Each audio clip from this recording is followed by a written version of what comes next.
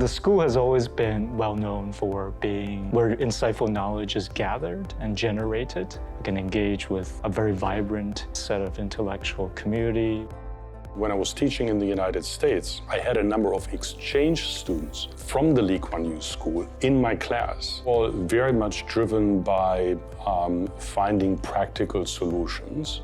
So policy-driven. For me, I think NUS is a top academic institution in the region, so it's a very natural choice. LKY stand out because this kind of interdisciplinary nature.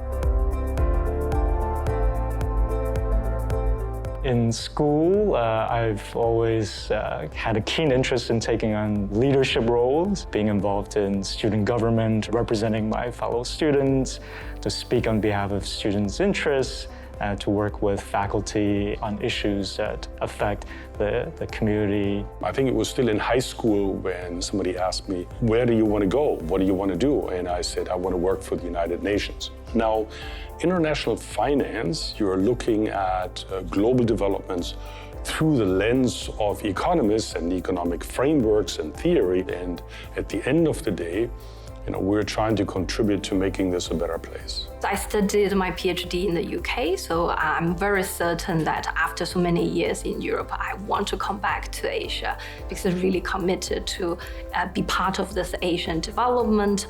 I consider myself as both development economist and economic historian. I study the driving forces and the constraints of modern economic development. I think one of the competitive advantages that the school has when it comes to research and work on China is that we are looking at the issue from within the region. The center of gravity of development have certainly shifted over the years. Obviously, China will plateau at some point in time, but we've got very vibrant economies that are emerging, fast emerging in Southeast Asia, in South Asia as well. We look at Vietnam, we look at Indonesia, and we look at India.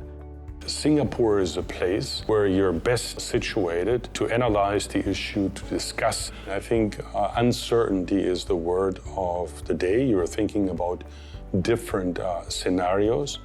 One of them is maybe there could be a grand bargain between China and the United States in certain areas.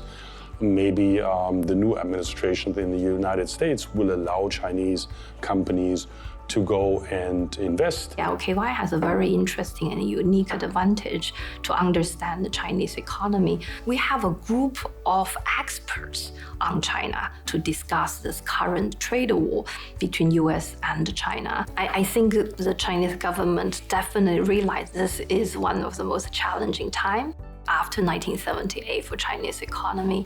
So it's very clear that the governments are encouraging private firms, state-owned enterprises to go abroad and to navigate through this tariff tension, but in the same time to create even more problem domestically, right? Meaning that higher unemployment and there will be a vacuum in those industrial coastal regions. Stimulus package has been under discussion. I'm really drawn to the local food. I'm an adventurous foodie, so I really like durian. I like frog porridge in Geylang. Singapore is quite unique in the sense that it's got this sort of the kiasu culture balanced with a very strong sense of kampong community and identity spirit. I tell young people here in Singapore that you need to leave the safety of your home. You should maybe go and spend some time abroad, maybe in places that are not as developed as Singapore, in order to appreciate even more what you have at home.